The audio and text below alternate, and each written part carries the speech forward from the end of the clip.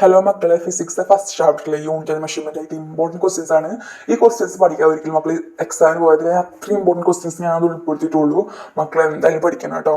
First question important ആണ്, കാരണം കുറേ വട്ടം ചോദിച്ചിട്ടുള്ള ക്വസ്റ്റ്യൻസ് ആണ്. ഫിൽ ദ ബ്ലാങ്ക്സ് ആയിട്ട് ചോദിക്കാൻ ചാൻസ് ഉള്ള ക്വസ്റ്റ്യൻ ആണ്.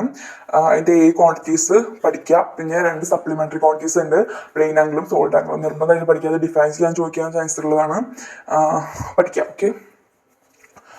പിന്നെ അടുത്ത ക്വസ്റ്റ്യൻ എന്ന് പറയുന്നത് ഇതിൽ ഏതെങ്കിലും ഒന്ന് ചോദിക്കാൻ ചാൻസ് ഉണ്ട് കേട്ടോ. ഫോഴ്സിന്റെ ഡയമെൻഷൻ എന്തോ ചോദിക്കും, ഫോർമുല കേട്ടോ. അധികവും ആക്സിലറേഷൻ ഫോഴ്സും വെലോസിറ്റി ഇതിൽ എന്തെങ്കിലും ഒന്ന് ചോദിക്കും, നിർബന്ധമായിട്ടും പഠിക്കാം. പിന്നെ having no unit dimension, relative density and strain. പിന്നെ have unit but no dimension, യൂണിറ്റിലും ഡയമെൻഷൻ ഇല്ലാത്ത ഏതാണ്? പ്ലെയിൻ ആംഗിൾ, സോളിഡ് ആംഗിൾ, പിന്നെ ആംഗുലർ ഡിസ്പ്ലേസ്മെന്റ്. പിന്നെ ഇങ്ങനത്തെ ഇക്വേഷനൊക്കെ ചെയ്ത് പഠിക്കുക.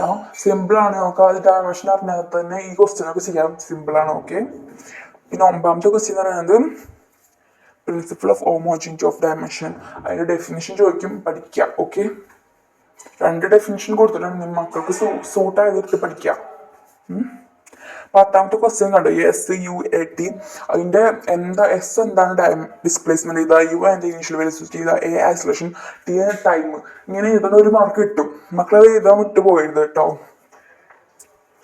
പിന്നെ ഇങ്ങനത്തെ ക്വസ്റ്റ്യൻസ് കുറേ ഉൾപ്പെടുത്തിയിട്ടുണ്ട്. ഈ ക്വസ്റ്റ്യൻസ് ഒക്കെ ചെയ്ത പക്ഷേ തന്നെ അധികവും ക്വസ്റ്റ്യൻ ചോദിക്കാം. മക്കൾ ഇതൊക്കെ ലാസ്റ്റ് ഇങ്ങനെ എഴുതണം. The dimension of LHS and RHR the equation is correct. അങ്ങനെ എഴുതി വെക്കണം മക്കൾ കേട്ടോ. പിന്നെ മക്കളെ, ഈ ചാപ്റ്ററിന്റെ ഫുൾ നോട്ട് അത് സിമ്പിളായ നോട്ടാണ്. അത് ഞാനൊരു വീഡിയോ ചെയ്തിട്ടുണ്ട്. ഒരു 5 മിനിറ്റിലെ വീഡിയോ ആണ്. നിങ്ങൾക്ക് വേണമെന്നുണ്ടെങ്കിൽ ഞാൻ കമന്റ് ബോക്സ് കൊടുത്തിട്ടുണ്ടാവും. നിങ്ങൾ നോക്കി ചെക്ക് ചെയ്യുക കേട്ടോ. നിങ്ങൾക്ക് യൂസ്ഫുൾ ആവുന്നൊരു വീഡിയോ തന്നെയാണ്. സിമ്പിൾ ആയിട്ടുള്ള നോട്ടാണ്. ഈ ക്വസ്റ്റ്യൻസ് ഒക്കെ അതിലുണ്ട് കേട്ടോ. അതിൽ കൂടുതൽ കാര്യങ്ങളുണ്ട്. നിങ്ങൾ നോക്കി പഠിക്കുക. അതും നോക്കി പഠിക്കണം കേട്ടോ. പിന്നെ ഇങ്ങനത്തെ ക്വസ്റ്റ്യൻസ് പ്രാക്ടീസ് തന്നെ പഠിക്കുക. ഒരിക്കലും കാണാപ്പാടം പഠിക്കരുത്. ഓക്കെ.